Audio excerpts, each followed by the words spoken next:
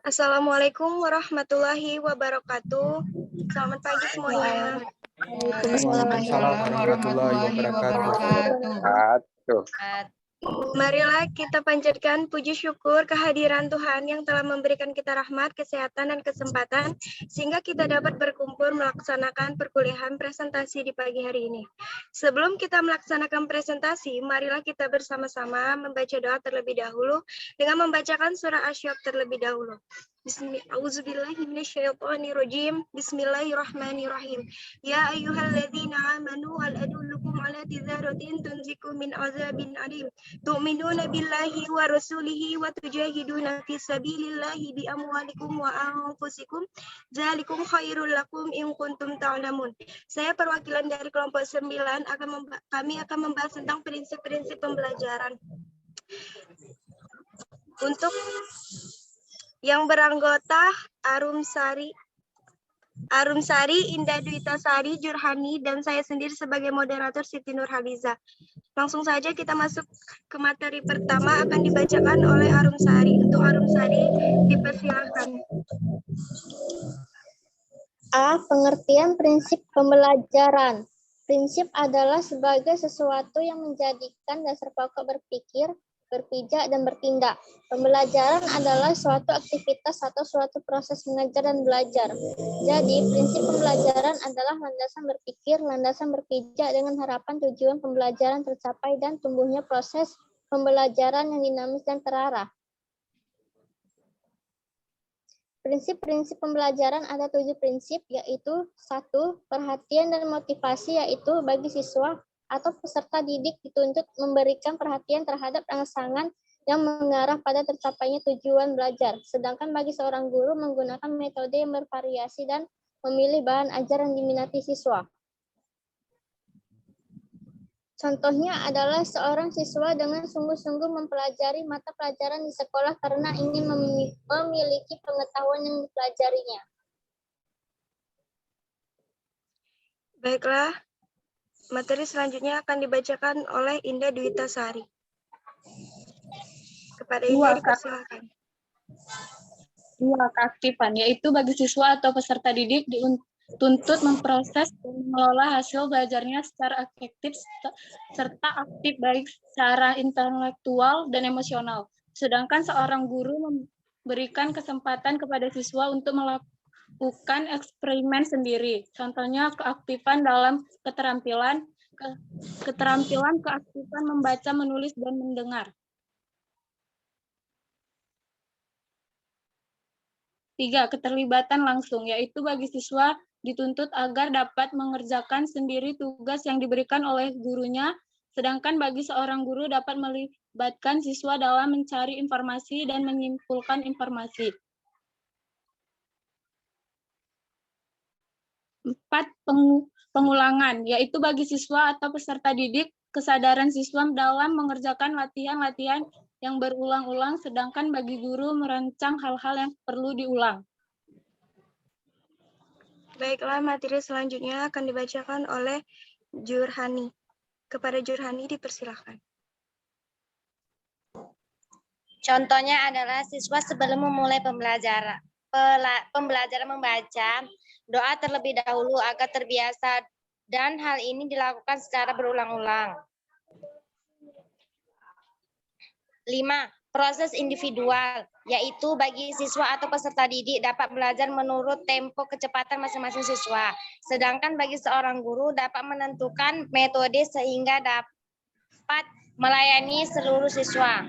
Proses pembelajaran yang berlangsung di sekolah-sekolah pada saat ini masih cenderung berlangsung secara klasikal, yang artinya seorang guru menghadapi 30-40 orang peserta didik dalam satu kelas.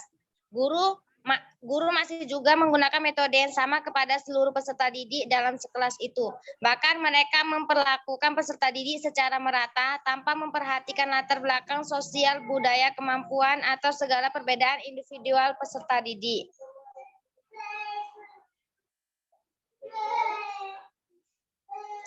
6. Tantangan, yaitu bagi siswa atau peserta didik diberikan suatu tanggung jawab untuk mempelajari sendiri dengan melakukan eksperimen, belajar sendiri dan mencari pemecahan sendiri dalam menghadapi permasalahan. Sedangkan bagi guru memberikan tugas kepada peserta didiknya memecahkan permasalahan.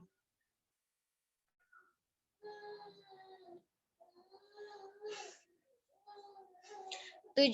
Balikan dan penguatan, yaitu bagi siswa atau peserta didik dapat mencocokkan jawaban yang telah dikerjakan kepada gurunya. Sedangkan bagi guru dapat memberikan jawaban yang benar dan memberikan kesimpulan dari materi yang telah dijelaskan atau dibahas.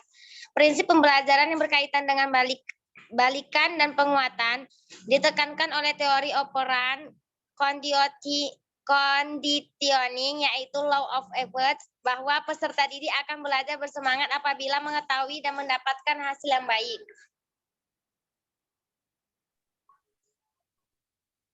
Kesimpulan, prinsip pembelajaran adalah landasan berpikir, landasan berpijak dengan harapan tujuan mempelajari tercapai dan tumbuhnya proses pembelajaran yang dinamis dan terarah.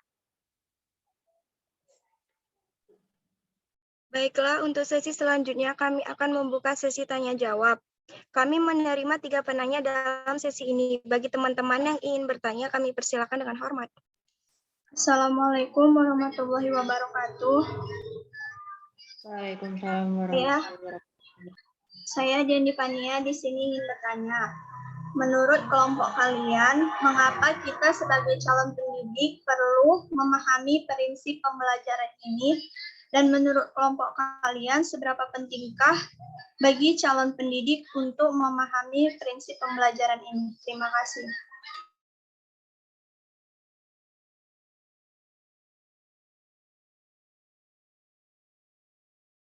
Ada lagi yang ingin bertanya?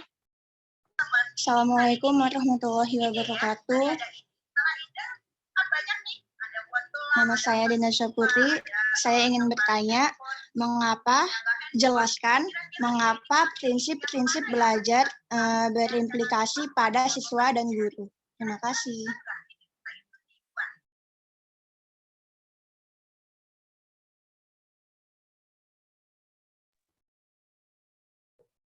Ada lagi yang ingin bertanya?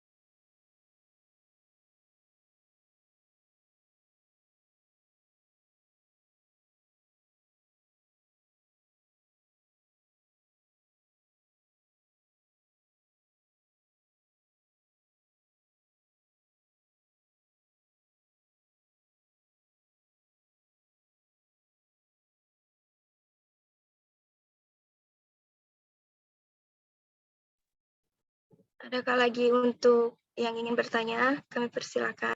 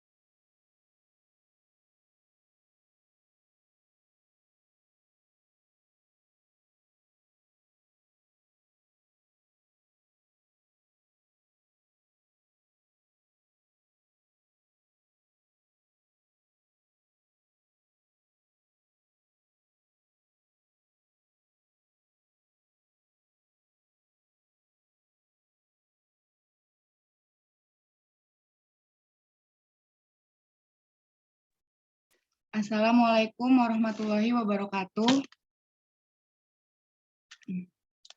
Saya Trikartika Handayani dari kelompok 2 ingin bertanya. Motivasi seperti apa yang bagus untuk diterapkan seorang guru kepada siswanya agar mereka mau belajar dengan sungguh-sungguh, bukan hanya 1 atau 2 hari saja mereka termotivasi, tetapi motivasi yang berkelanjutan agar tercipta anak didik yang bukan hanya pintar, tetapi juga cerdas dan kreatif. Terima kasih.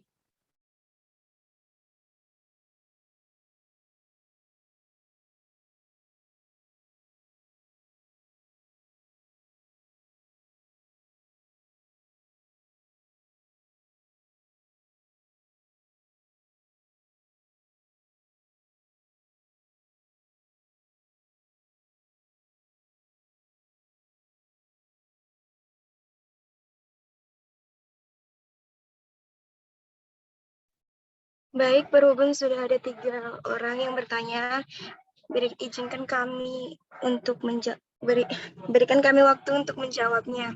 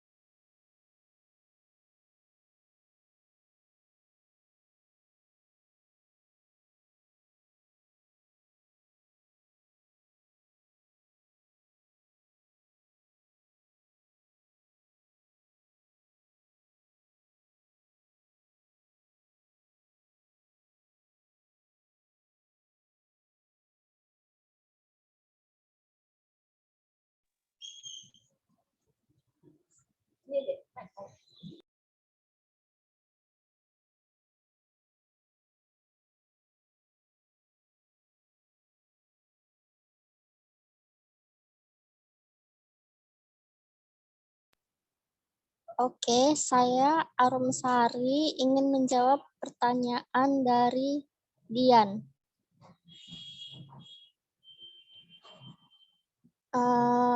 Menurut kelompok kalian, mengapa kita sebagai calon pendidik perlu memahami prinsip-prinsip pembelajaran dan seberapa pentingkah prinsip-prinsip pembelajaran tersebut? Karena mempelajari prinsip-prinsip pembelajaran agar siswa mampu memahami dan menguasai materi pembelajaran yang diberikan. Artinya, jika siswa mampu memahami dan menguasai materi pembelajaran yang diterima, maka tentu tujuan pembelajaran dapat tercapai. Apakah bisa diterima, Dian? Jawabannya? Baik, terima kasih sebelumnya. Tetapi pertanyaan yang kedua, yang menurut kelompok kalian seberapa pentingkah prinsip-prinsip pendidik, prinsip-prinsip pembelajaran tersebut belum terjawab. Terima kasih.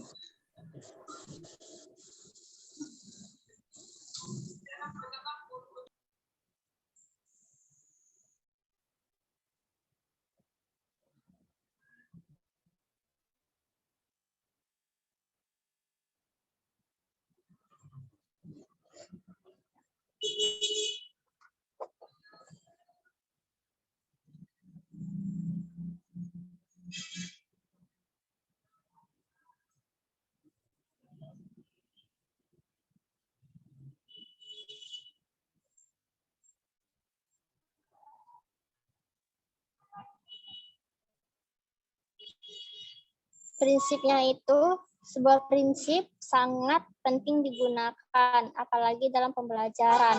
Tiap proses belajar pasti memiliki prinsip-prinsip tertentu agar peserta didik dapat mengikuti proses pembelajaran sedemikian rupa. Peserta didik pasti akan merasa tidak nyaman jika tidak berkonsentrasi terhadap materi yang dijelaskan oleh gurunya. Apakah bisa diterima? Baik, terima kasih atas pemaparan jawabannya. Terima kasih.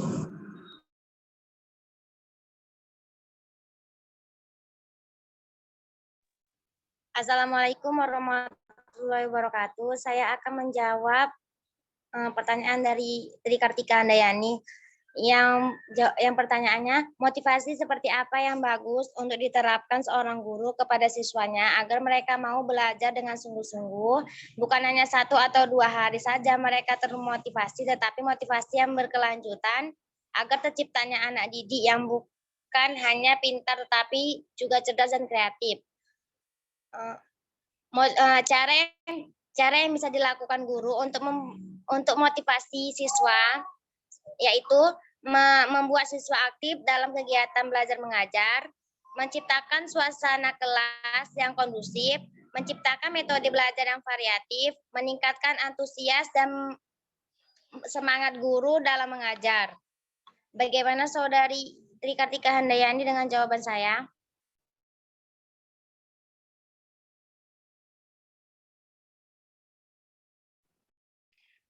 Sebelumnya terima kasih atas jawabannya, tapi pertanyaan saya itu lebih mengarah kayak motivasinya tuh kayak gimana sih biar siswa itu mau gitu untuk belajar gitu. Contoh bukan sih? Oke, sabar ya. Iya, contoh motivasinya.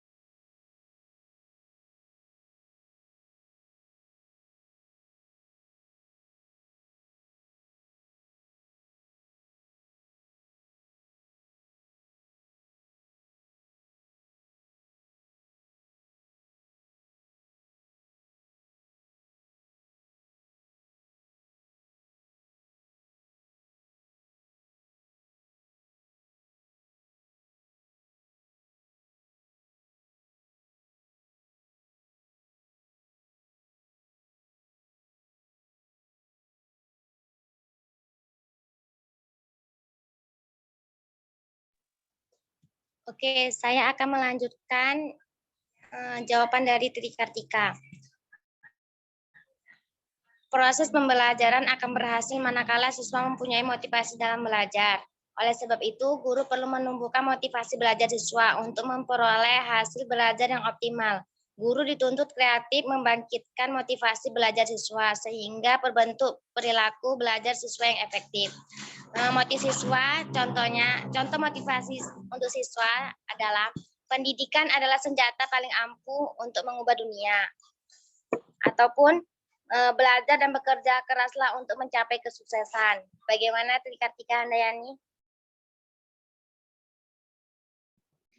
Baik, terima kasih atas jawabannya.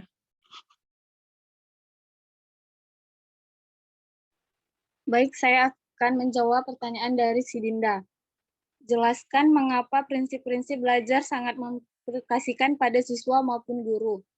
Jawabannya karena siswa merupakan objek sekaligus subjek utama dalam kegiatan proses pembelajaran. Para siswa akan berhasil dalam pembelajaran jika mereka menyadari implikasi prinsip-prinsip belajar. Sedangkan guru terdampak pada rencana pembelajaran maupun pelaksanaan kegiatan pembelajaran sehingga meningkatkan kualitas pembelajaran. Baik, bagaimana Saudara Sidinda? Jawaban saya. Baik, terima kasih untuk pemaparan jawabannya. Insya Allah saya memahaminya. Terima kasih. Alhamdulillah, berhubung waktu tanya jawab kita sudah selesai dan bagi yang bertanya sudah memahaminya, maka kami akan menutupnya. Terima kasih kami ucapkan kepada teman-teman semua yang telah berpartisipasi dan kerjasamanya dalam presentasi ini. Demikianlah presentasi kami. Semoga hasil yang didapatkan dari presentasi hari ini bisa bermanfaat untuk kita semua. Mohon maaf jika ada kekurangan dan kesalahan atas penyampaian. Kami tutup dengan mengucapkan nasrul minallah wa fathul karim wa basyiril mu'minin. Wassalamualaikum warahmatullahi wabarakatuh. Terima kasih. Waalaikumsalam warahmatullahi wabarakatuh. Waalaikumsalam warahmatullahi wabarakatuh.